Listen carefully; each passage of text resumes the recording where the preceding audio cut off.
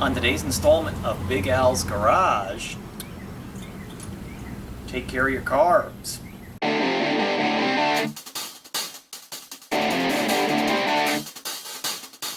How y'all doing? I'm Big Al. Welcome to the garage. Today we are back with the 65 Chevy Corvair.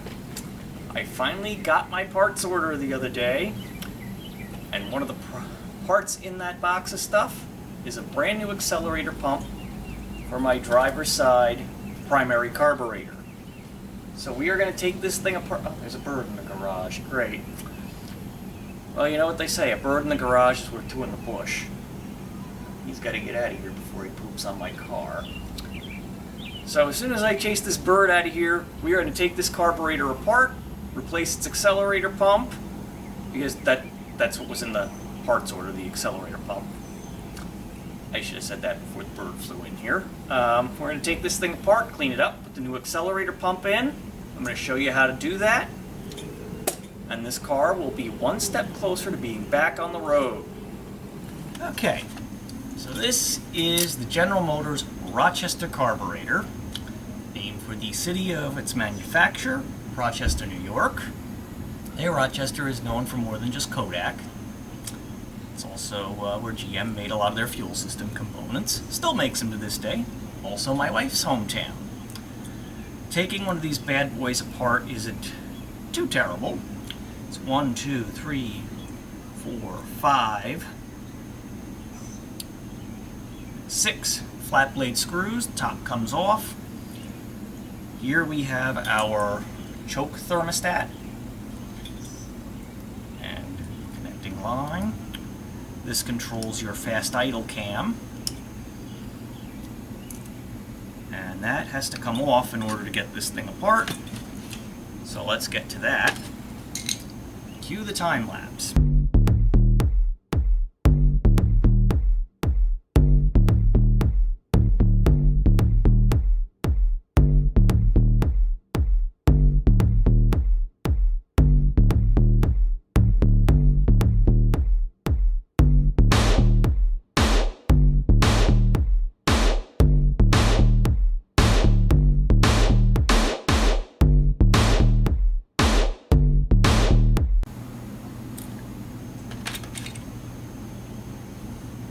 Okay, so we've got the carburetor apart. The gasket is still reusable, that's good.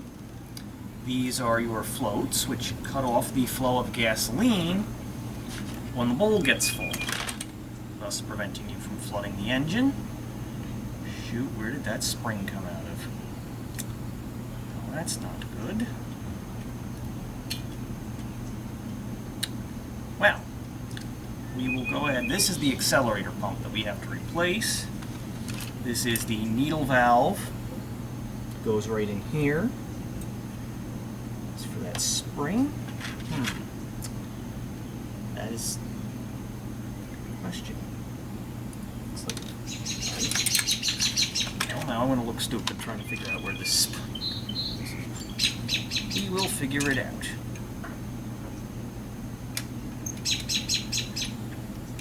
Okay, so let's just clean this thing up real quick with a little bit of gum out carb cleaner. Since I got it open.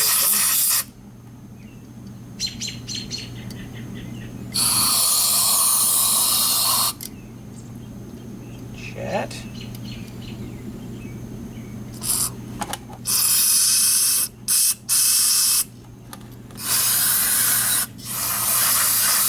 Did this once already fairly recently, so it wouldn't be too bad.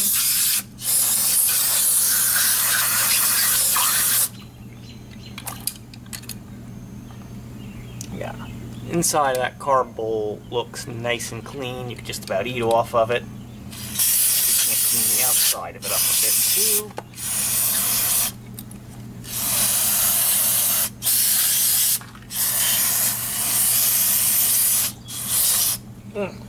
Dang it. You definitely want to do this outside in a well-ventilated area. Carb cleaner can be nasty, nasty stuff.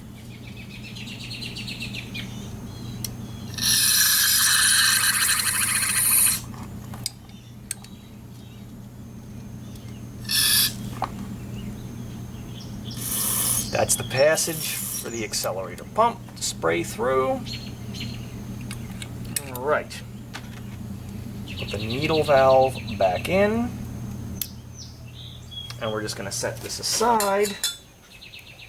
Now I'm going to do a little research, figure out where that spring that popped out of here came from.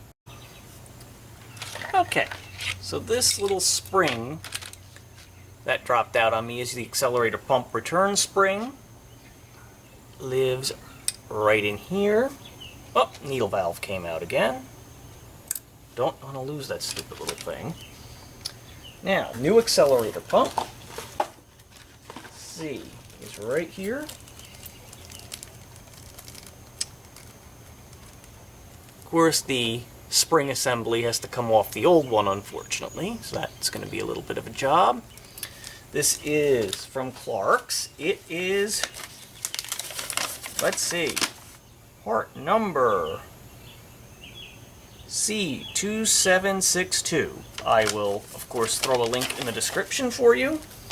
But if your carbs are in real bad shape, you might want to just spend the money and get a full rebuild kit. This appears to be a little bit better quality than the Rock Auto one I used last time. Let's get this old accelerator pump out. Oh, I'm nuts. Well, I may have to look at the other carburetor for a guide on how to put this thing back together. You can see there is a small, itty-bitty little clip in here that retains the accelerator pump. You're going to gently remove that. We're going to put it in my little magnetic dish. Pump comes out.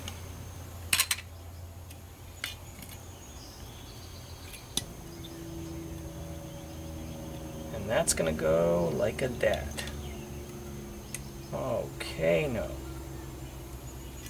There is something more to this, I think. Well, you don't want to damage that gasket. Now this spring has to come off of here. It's like this comes down. You need to compress the spring. Okay, so I got the spring off the old accelerator pump. Now let the real fun begin. Getting it on the new one.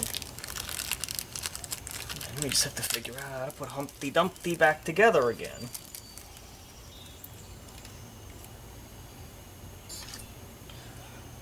Yeah, this is going to be a riot. Now we're just going to screw it right on. That's all.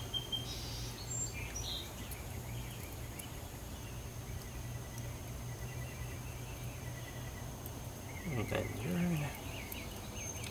you're not going to do that.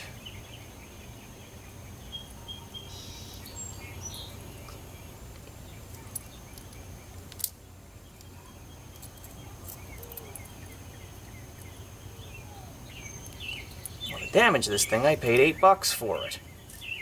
Nothing is cheap these days, I tell you. Okay.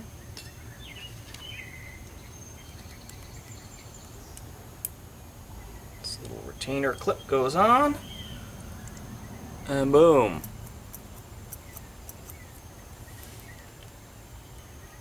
Now, take this,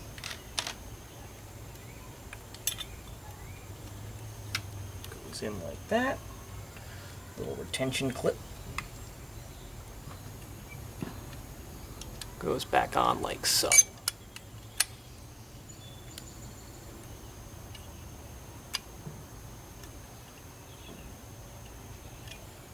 There you go. Let me hold that up so you can see. There we are. Now, paging all the king's horses and all the king's men, let's put Humpty Dumpty together again. We got our needle valve is in the bowl. I always like to work on cardboard when I'm doing carburetor stuff. Keep the bottom from getting damaged. Line everything up.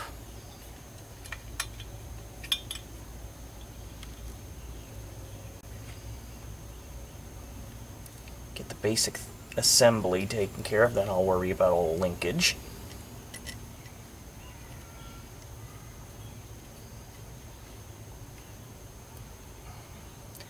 Now, if you were doing a full rebuild, you'd want to take the venturi off, and very often those screws get stuck. I am struggling with that on a secondary right now. The 140 horsepower motor that I have in this car uses 4 of these carburetors separately. Primaries and then secondaries that open up under hard acceleration. Of course, the previous owner did the secondary carb delete, which is a popular modification for this particular model.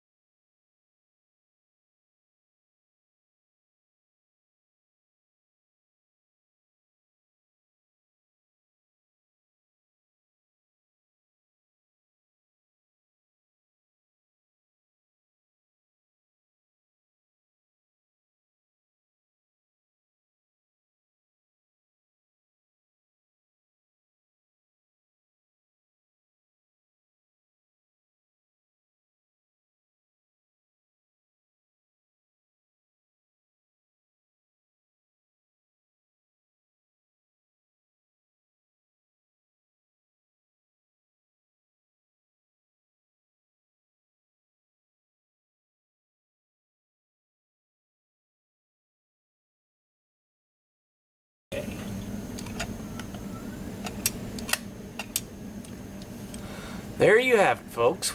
Placing the accelerator pump in a General Motors Rochester carburetor. I'm not going to show this on camera, but I will get the fuel line bolted back on and the cross shaft put back on and all the linkage reassembled as much as I can. And that is one more item crossed off the to-do list. Alright, so that is it for today. Corvair is now one step closer to being back on the road. I hope you will please like, share, and subscribe, and I will catch you on the next installment.